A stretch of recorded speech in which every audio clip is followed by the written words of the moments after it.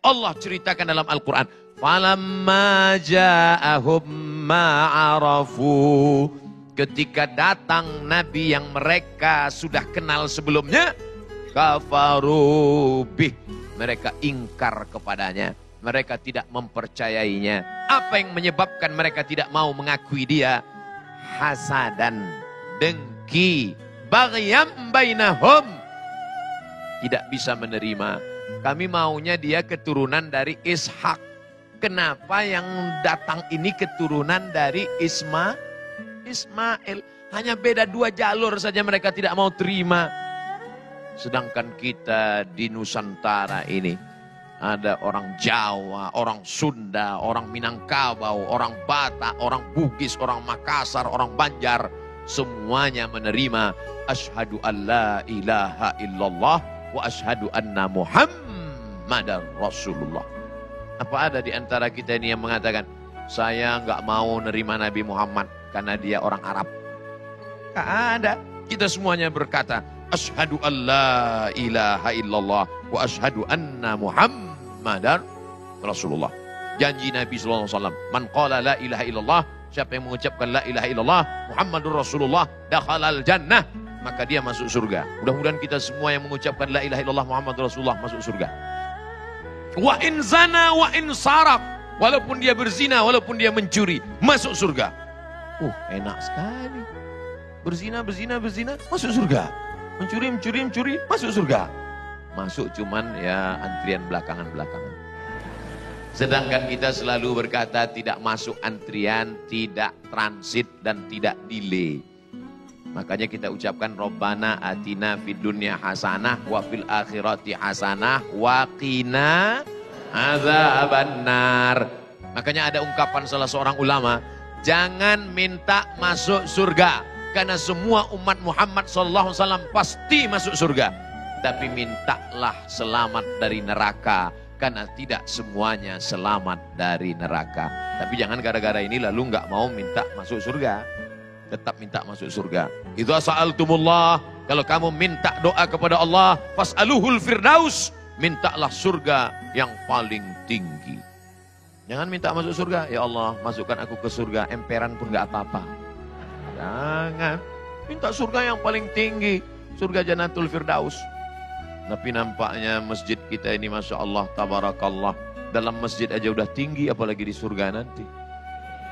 Mereka yang berada di atas. Orang yang di atas ini 2 kemungkinan. Karena di surga masuk yang paling tinggi atau datang terlambat. Insya Allah semuanya baik. Amin. Nah, akhirnya setelah diberitakan di mana-mana, iklannya sudah duluan, banner dengan balehonya sudah diumumkan bahwa akan datang seorang nabi yang paling hebat, yang paling mulia. Dialah Sayyidina wa Maulana Muhammad sallallahu alaihi wasallam.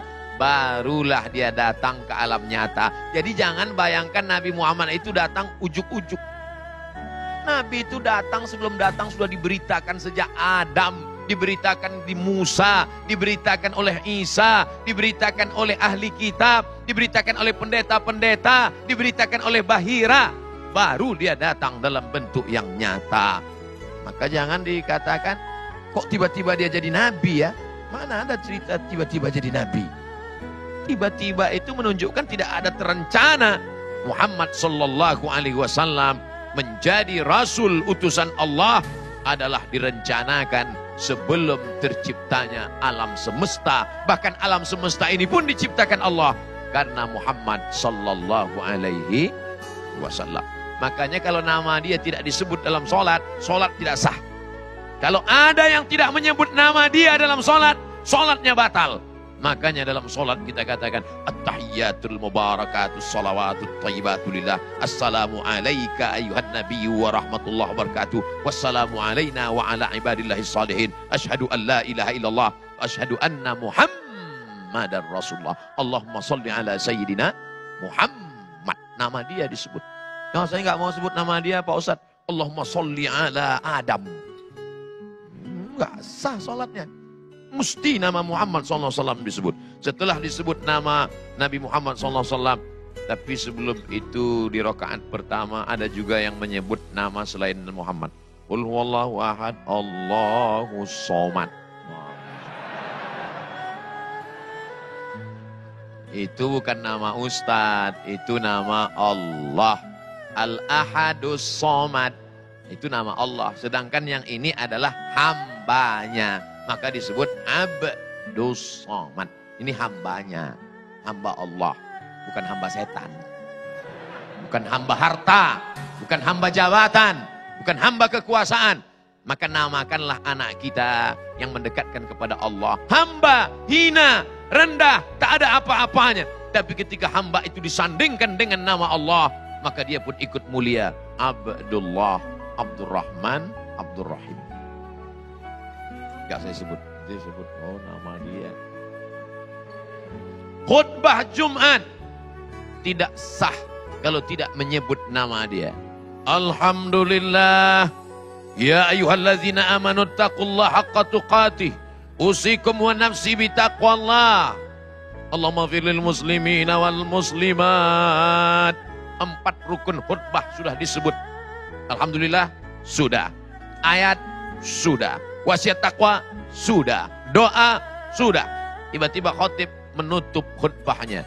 Innallaha ya'muru bil adli wal ihsan. Maka jamaah mesti angkat tangan. Khatib, ada satu yang belum kau sebut. Apa dia?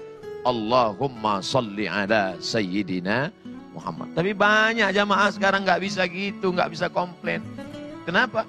Oh, khatib sedang khutbah dia. Maka dengar baik-baik khutbah. Mohon maaf jamaah, Jumat ini tidak diadakan sholat Jumat karena khatib nggak ada. Kok bisa terjadi? Laki-laki wajib bisa jadi khatib. Maka ketika pengumuman dari masjid mengatakan tidak ada sholat Jumat karena tidak ada khatib, maka mesti naik satu orang ke atas. Saya bisa jadi khatib. Naik ke atas 5 rukun khutbah. Naik ke atas, Alhamdulillah. Allahumma salli ala Sayyidina Muhammad wa ala ali Muhammad. Ya ayyuhalladzina amanu taqullah. Usikum wa nafsi bitaqwallah.